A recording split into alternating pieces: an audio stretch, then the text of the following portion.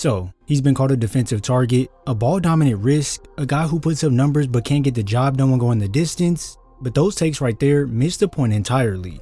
Because what actually makes Luka Doncic dangerous isn't dumbed down to just skill, it's his ability to control the terms on every single possession.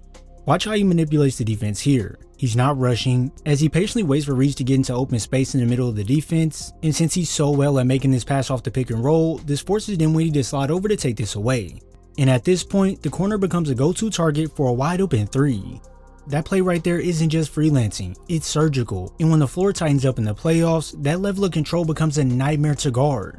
Because let's say you don't cover that roll quick enough and decide to double him instead, well, that pocket bounce pass is now used to set up his big man for a floater in close, and if all fails and you allow him to attack one defender when coming off the screen, he can snatch back, which gives him the space needed, and with both defenders now trying to close in on him, they're simply just too late. Back three-pointer, it's good, rattles it home! All these ways to counter the defense is what will make him a force in the postseason, because unlike some guys who are more so one-dimensional and average at other things, Luka is someone who can pick apart your defense in many ways and still be effective.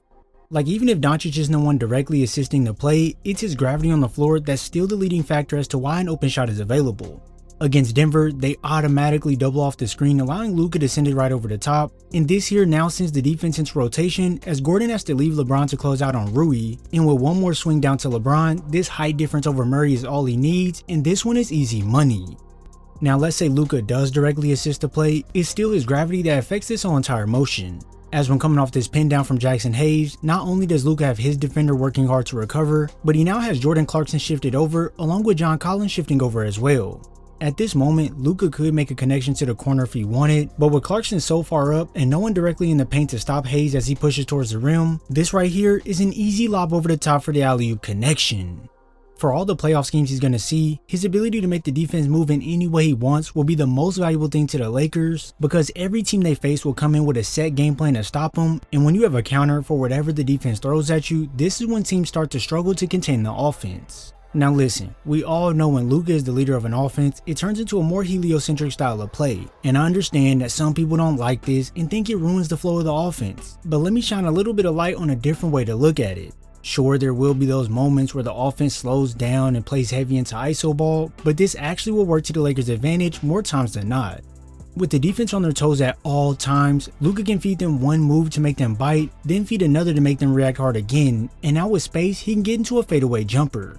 Trust me, it's not only with his shot creation where he can make them be so reactive, as with the defense hyper aware of his dangerous ability to hit rollers in the pick and roll scenario, they'll tend to shift into position early to be ready to take it away, as you see Mikal Bridges does here, and with a no-look pass to the corner, this makes Bridges have to close out hard, allowing Connect to attack the rim, and this sets him up for 2 points inside over Cat. You'll see this many times when you watch Luka operate out these scenarios, as here versus the Pelicans, he literally has 3 defenders standing in front of him trying to block his vision from throwing that lob pass. So if you look kinda towards the top of the screen, you're gonna see Zion be the only defender on the backside. He now has no choice but to leave LeBron to slide down and stop a pass to Hayes, but here's where your defense is outsmarted for a cross-court pass to LeBron, who lets it fly from deep. When you look around the league, you can probably count on one hand to track how many players can make defenses get out of order like this, and this is what gives your team a chance every single game.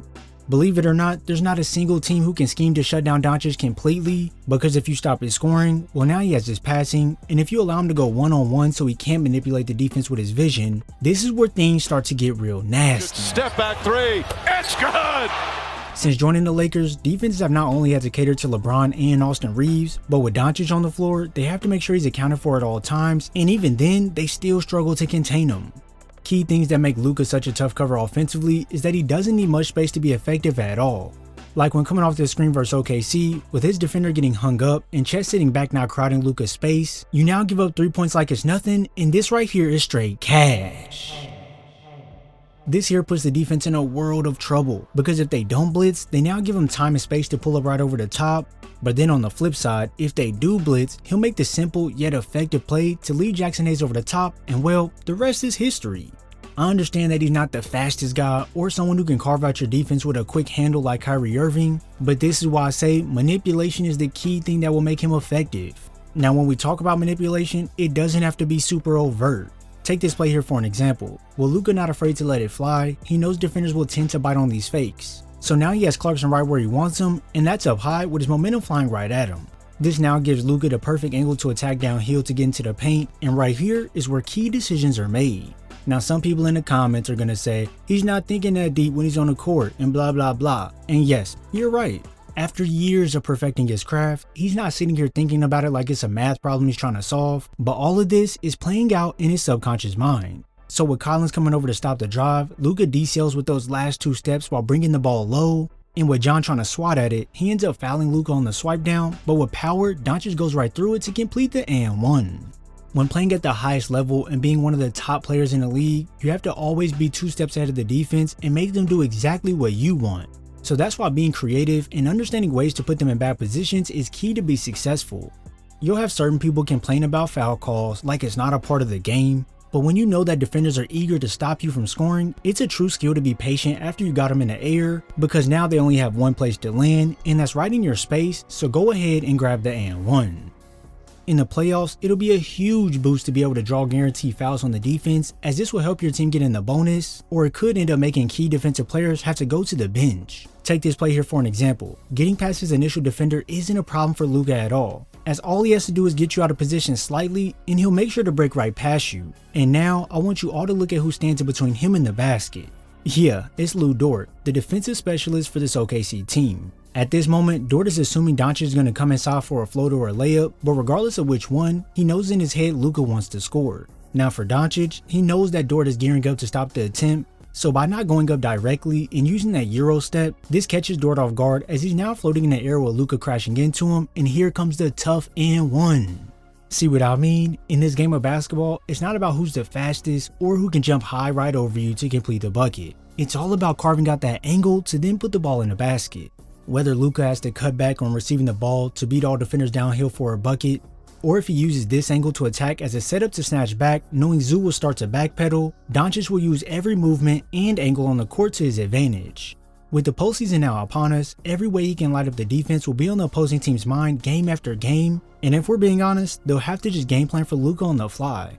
I know teams want to set up a bona fide structure to stop him, but that's how you end up losing the game. Sure, I get it, you want to have principles that your team sticks to, but if you put in a rule to blitz him every single time and then rotate, you now put your weak side help in a position to make a split-second decision, which could cost you a 3-pointer. If you say, okay guys, don't blitz him immediately, but double him when he gets going downhill, well here comes a wide open kick out to Reeves who can snipe you from deep. These principles don't just hurt you when it comes to his passing, because if you go under the screen to stop him from attacking when coming off, he'll just play hide and seek behind the screener to pull up from 28 feet. And if you tell your big to hedge hard every time, not only do you give up the possibility of Hayes rolling to the basket on a smaller defender, but Luka can also pull up with confidence, and that right there is all she wrote. Doncic over top. Oh my! So yeah, do what you want, but stopping Luka when the lights are bright is going to be extremely difficult. I know some people will point to him not getting the job done in last year's finals, but with more motivation than ever, in a team that has all the tools to make a great run, we are now all in store for an exciting playoff run. If you enjoyed this video, be sure to drop a like, subscribe, and turn on post notifications so you're first to know when I upload. If you want to support me and help me continue to make these videos, consider signing up for my Patreon. I thank you all for your support, and I'll see you in the next video.